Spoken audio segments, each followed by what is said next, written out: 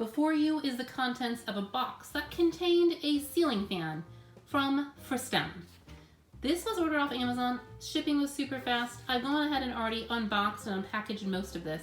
Let's go ahead and get the ceiling fan installed. They did include some very nice comprehensive instructions to go ahead and help you with installing your ceiling fan. As you can see, I have already turned off the power at the circuit breaker and removed the previous ceiling light that was in here. There are a few different ways that you can install your mounting bracket. We, however, do have a junction box in our ceiling, so we're going to go ahead and use these mounting screws and washers to attach that bracket.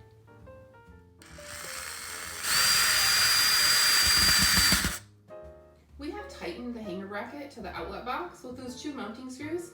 Make sure that your outlet box is acceptable for fan support. If not, replace it before you go ahead and hang that fan. Next up, we need to go ahead and get this down rod assembly set for installing. So remove this pin at the bottom, and then we need to remove these two screws up here. After removing those two screws, go ahead and slide down this ball and remove this pin that's right here. Now that we have those screws out of that down rod assembly, we're gonna go ahead and install the canopy and just slide that on from the bottom. And then we have the bolt and pin cover. We're gonna slide that on as well. Next up, we need to take these wires and fish them through the bottom of the down rod up through the top here. I've gone ahead and replaced that pin inside the down rod and of course those two small screws on the side to keep that ball and return it back to that original position.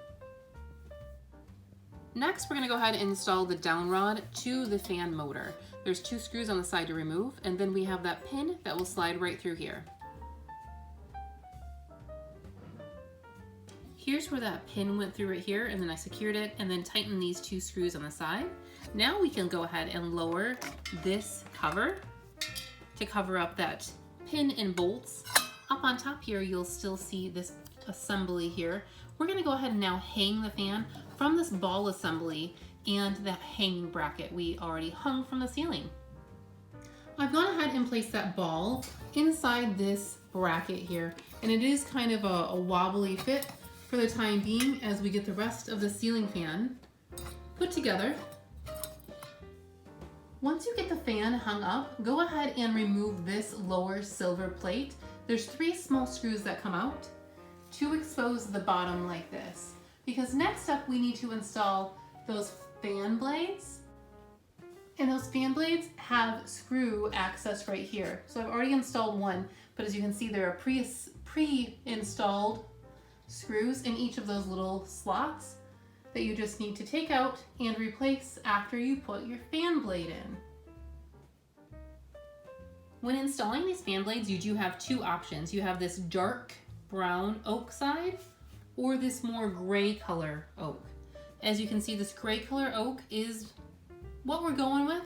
It does seem to match our flooring pretty decently. Now that we have those 5 fan blades installed, it's time to install our LED lights here. So you see this connection, it does connect to here as well. And there are 3 holes here, kind of in a triangular pattern.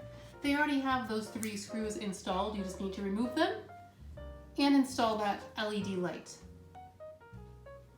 I've gone ahead and installed that LED light kit with those 3 screws, and now it's time to install the lampshade. So it just goes on here and you turn it clockwise to set it in place.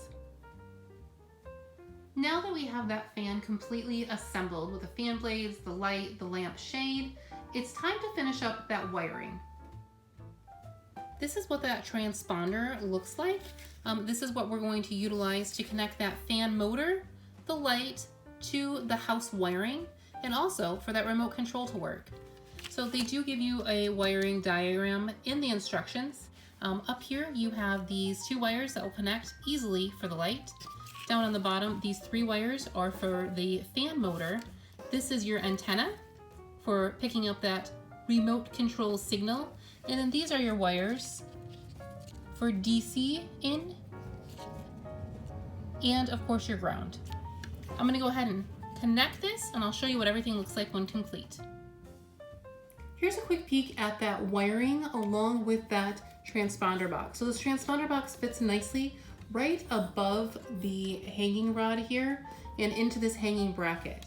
It slides right in there and you have all of your wires that come off and connect. Those nice quick connects there to connect the motor and the light to that transponder box. Transponder box, like an airplane, but a fan style. For the controller, for the remote control. Yeah. Now we're gonna go ahead and tuck all of our wires back up inside here and move this nice canopy piece up and connect it to the ceiling. That canopy simply has 2 screws that you do need to tighten to go ahead and bring it close to the ceiling. We will need to touch up our ceiling paint as this light fixture is a little smaller than the previous. However, this fan is looking pretty nice. I also did just run downstairs and turn that power back on. So we do have a remote. I am going to go over the remote and what that looks like with our fan. Here's a quick look at that remote. So on the top here, you do have your light on and off button. You can go ahead and go through 3 different modes of that light. I'll show you in just a moment. You can turn your fan and your light off with that all off. You also have 6 different speeds for your fan. That power for the fan right there as well. You have a timer, 1, 4, and 8 hour. This timer will work for the fan and for the light. Then you have the direction of the blades, forward and reverse. This one in the middle, that's for natural wind.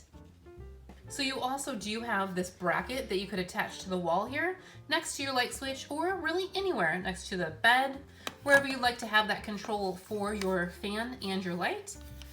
They did provide some screws and accessories to go ahead and hang that nicely. Now it's time to actually see this light in operation, and this fan as well. So there are 3 different settings for this light. There's more of a warm, a cool, and a daylight or natural setting. So I'm gonna go ahead and turn this light on and off and see if you can notice the difference.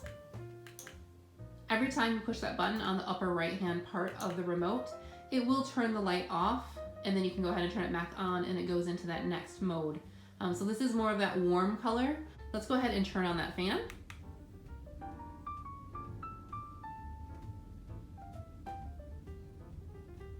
Right there, that would be speed 1. You can feel it from across the room just a little bit, but it is moving the air slightly.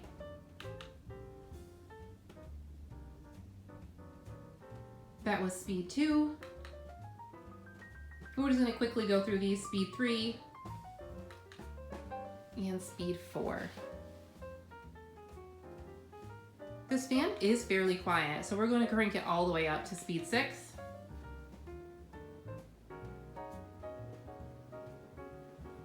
And I don't know if you can hear that. You can hear that fan sound a little bit.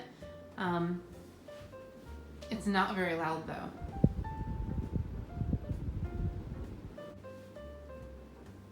That fan is moving air very nicely in this room. I did have a piece of paper just sitting on the desk and it kind of just blew it down. So all the way up on high on the 6, you really do feel that. This would be nice on a warm summer day or night. You also have the ability to change the direction of those blades with this remote and have that natural wind setting. I went ahead and just chose that natural wind. And that's just going to change the fan blade speed naturally, like the wind would be blowing. Overall, this fan was fairly easy to install. The directions were straightforward and easy to follow. So far, so good. We're pretty happy with this fan. Check out that link down below in the description for more details and specifications about this fan or to pick yourself up one. Thank you all so much for watching. We really appreciate it. If you're new in town, consider subscribing. And until we see you again, keep your nose clean. Bye.